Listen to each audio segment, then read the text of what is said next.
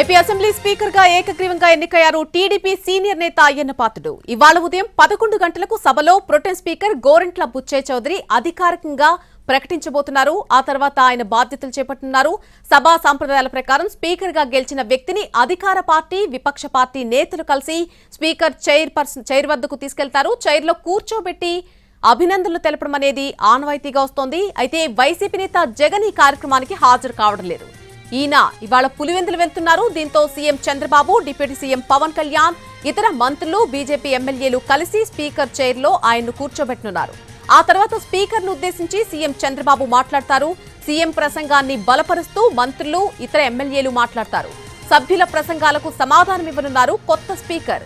అయ్యన్న సమాధానం తర్వాత సభ నిరవధిక వాయిదా పడనుంది.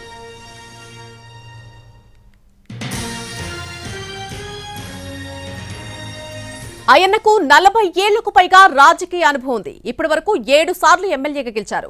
5 ప్రభుత్వాల్లో మంత్రిగా బాధ్యతలు నిర్వహించారు అయ్యన్న. ఎన్టీఆర్ కేబినెట్ లో సాంకేతిక విద్యాశాఖ మంత్రిగా కూడా పనిచేశారు. ఆయన హయాంలోనే గ్రామీణ ప్రాంతాల్లో పాలిటెక్నిక్ కాలేజీలు ఏర్పాటయ్యాయి. 1994 నుంచి 96లో రోడ్లు, భవనాల శాఖ మంత్రిగా పనిచేశారు. 99లో మళ్లీ టీడీపీ అధికారంలోకి వచ్చాక అటవీ శాఖ మంత్రిగా బాధ్యతలు నిర్వర్తించారు. 2004లో వైఎస్ఆర్ హయాంలో సైతం తట్టుకొని ఆయన గెలిచినటువంటి కొద్ది మందిలో అయ్యన్న పాత్రుడు కూడా ఉన్నారు. 2009లో ఓటమి పాలైనటువంటి అయ్యన్న పాత్రుడు 2014 ఎన్నికల్లో గెలిచి చంద్రబాబు కేబినెట్ లో బర్త్ దక్కించుకున్నారు. 2019 ఎన్నికల్లో జగన్ సునామీలో వైసీపీ అభ్యర్థి పెట్ల ఉమాశంకర్ గణేష్ చేతిలో ఓటమి పాలయ్యారు. 1996లో టీడీపీ తరపున అనకాపల్లి ఎంపీగా గెలిచారు అయ్యన్న.